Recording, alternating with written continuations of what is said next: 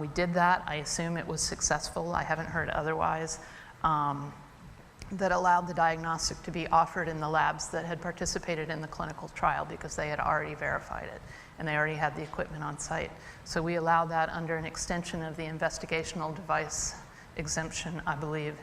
And we saw some unexpected issues in the diagnostic that we resolved regarding different markers and who was in the trial and who wasn't in the trial. But that, again, required a lot of interaction between our staff and the company.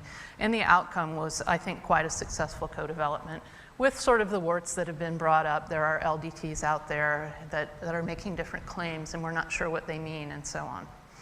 So the other wonderful approval that happened this summer was crizotinib for lung cancer, I believe.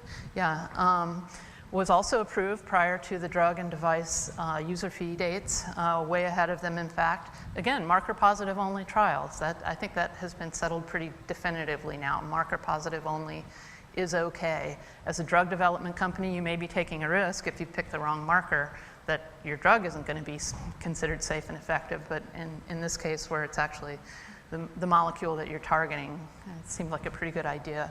Again, we worked really well together, and we worked internally and externally, doing a lot of communication between us and the sponsors. The review timelines on this one were very compressed, and we had a lot to do, and managed our way out of that with one reviewer who actually, I think, worked a 48-hour cycle to get everything done. So you can't say we aren't dedicated.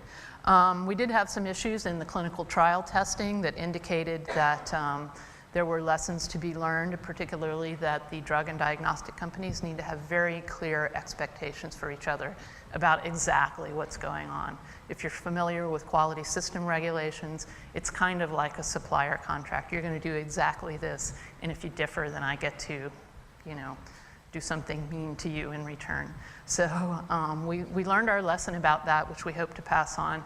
We did look into post-market studies for this particular drug diagnostic pair because of some information that was in the drug file, and I'm not sure if the post-market studies were required or asked for, but I know we did look into it, so that's something that might happen when we think there may be some outstanding issues that we'd like answered. But the outcome was, again, a really successful co-development. I don't know that this drug ever would have seen the light of day without a diagnostic to guide it, because I think the people who have this particular translocation are only 5% of the population. So what did we learn from these two approvals? Well, for one, accelerated drug approval, that is either in the accelerated program or on an internally accelerated, we think this drug is good, we want to get it to market quickly.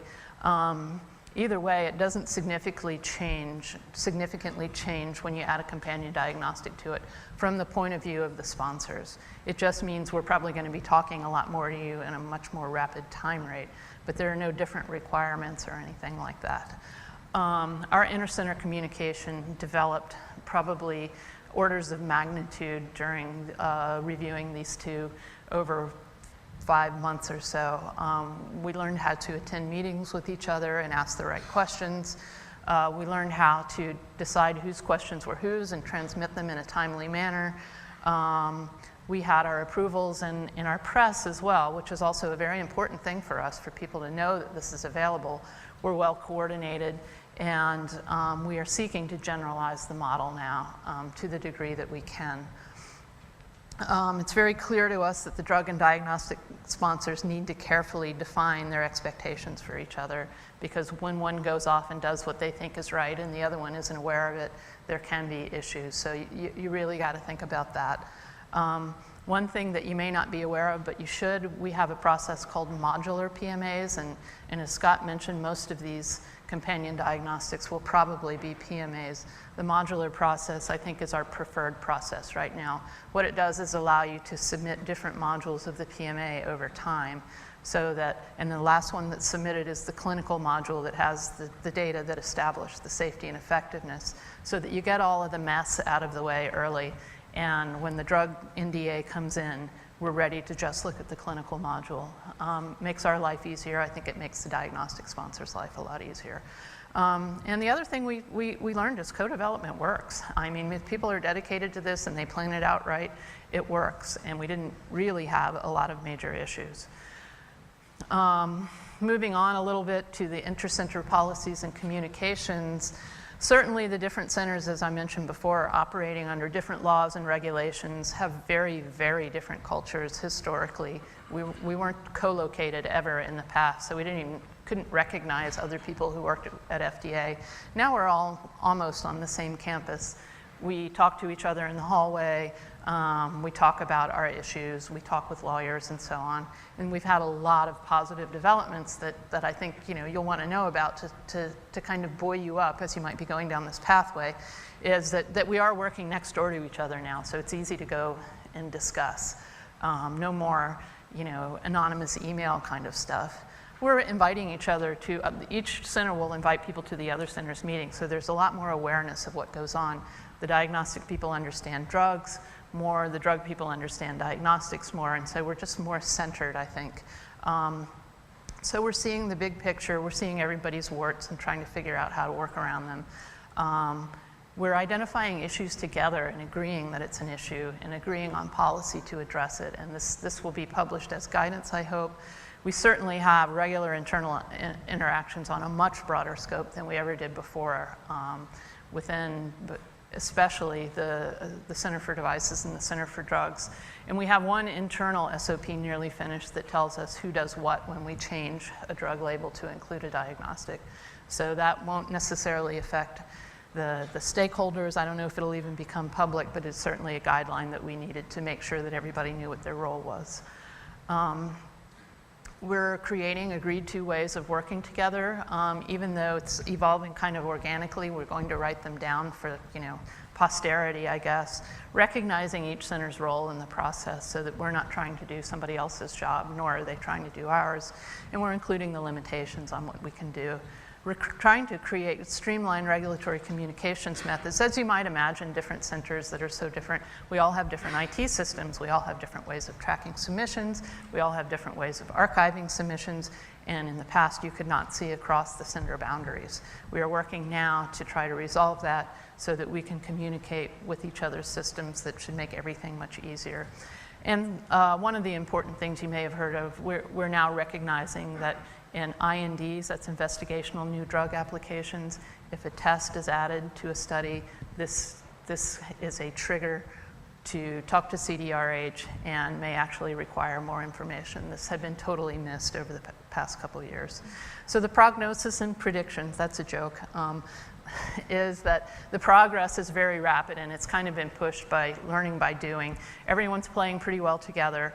We're learning from each other a lot. We have a sense that the system is working and will work, and that it will evolve a little bit as we learn new lessons from every model that comes through. We already have greater internal uniformity. We are certainly lagging in guidance because the guidance is following knowledge. We're still learning. We can publish a guidance tomorrow, but it won't be very helpful if we don't have all our facts yet. The system is certainly operational, needs some refinement, working on that. The sponsors, thank you, are getting it. Sponsors are coming to us early, they're talking to us, they're asking the right questions, and I think the idea is this will work. The volume is going up. We may have to make some adjustments for that, but it will work. I'm out of time. Should I keep talking, or should I just cut this off? Okay. 0. Yeah. Okay. All right. So I just wanted to go over some little issues that are kind of technical in nature and not this big broad thing that I've been talking about. As mentioned earlier, companion diagnostics will usually be PMAs. Just get that in your head and don't fight it. It's a fact. The risk-benefit analysis generally says PMA due to the risk of misclassification and then treating a misclassified patient or not treating them. So you should count on a PMA unless you hear or argue persuasively otherwise. Laboratory developed tests, contrary to a lot of people's belief, are acceptable as companion diagnostics. However, if they're the tests brought forward to support drug approval, it's going to require approval by FDA. That's going to be an LDT that's approved by FDA. We've done it before. And that means compliance with the quality system, which is in the regulations, and all the other device regulations. The LDT model doesn't change the regulatory pathway for companion diagnostics. Common pitfalls that we've seen: late decision to include a companion diagnostic. I think this was discussed in the first panel. Sometimes it's unavoidable. We do have some ways to help, but we cannot fix a fundamental timing issue for you. So that may be a business issue that pharma and DX world have to figure out. We've had a lot of trouble with folks enrolling patients into trials using different tests that supposedly test for the same thing, sometimes test for different things. We can't tell who's enrolled. We want companies to manage this from the beginning.